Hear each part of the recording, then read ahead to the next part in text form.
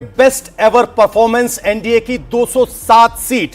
और अब आकलन हो रहा है कि बिहार की इस जीत में बीजेपी के प्रधानमंत्री नरेंद्र मोदी की कितनी बड़ी भूमिका है। प्रधानमंत्री नरेंद्र मोदी ने बिहार में मेरा बूथ सबसे मजबूत जैसे कदमों से बीजेपी को काफी फायदा पहुंचाया।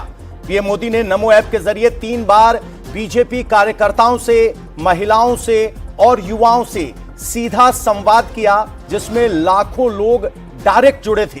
यह इस बात का सबूत है कि कैसे एक लीडर अपने कार्यकर्ताओं को अपना बेस्ट देने के लिए मोटिवेट कर सकता है। बीजेपी की जीत की बड़ी वजह राहुल गांधी द्वारा पीएम मोदी पर पर्सनल अटैक करना भी रहा। आपको याद होगा, जब राहुल गांधी 2019 में चौकीदार चोर का नारा दे रहे थे तो जनता ने इसे नकारा और बीजेपी को 303 सीटें दी। बिहार में राहुल गांधी ने पीएम मोदी को वोट चोर कहा और इस बात का जवाब बिहार की जनता ने दिया। यह बात एक बार फिर साफ हो गई कि जब जब पीएम मोदी पर पर्सनल अटैक होता है तो लोग इसे स्वीकार नहीं करते। कांग्रेस की हार की एक वजह यह भी है कि कांग्रेस अब अपने मूल सिद्धांतों से दूर होती दिखाई दे रही है। अब कांग्रेस के एक्शन में कांग्रेस पर अब लेफ्ट का असर ज्यादा दिखाई देता है, जिसमें अराजकता और जनजी को की जाने वाली अपील, कांग्रेस का तुष्टीकरण नीति भी एक बड़ा वर्ग कांग्रेस से दूर हो रहा है।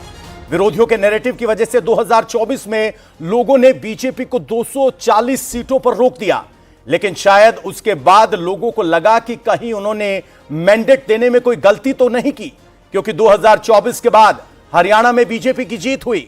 जनता ने अग्निवीर के खिलाफ कांग्रेस के नैरेटिव को नकार दिया, पीएम मोदी पर अपना भरोसा जताया।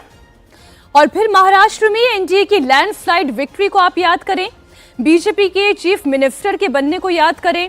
3 दशकों के बाद दिल्ली की सत्ता में भी दिल्ली में बीजेपी की वापसी हुई और साफ यह है कि अब देश की जनता को मोदी के विकास में विश्वास है। तो आप ये देखें, चाहे वो 2024 के चुनावों का नतीजा हो, महाराष्ट्र की विक्ट्री हो, हरियाणा से लेकर दिल्ली और अब बिहार का जो नतीजा है, ये मैंडेट ये बताता है कि मोदी के विकास में जनता का विश्वास है। उसमें नीतीश कुमार का बिहार में साथ है जो उन्हें ये जीत दिलाता है। जब मोदी कमजोर नजर आए, जनता साथ आई और परिणाम बम्पर आए।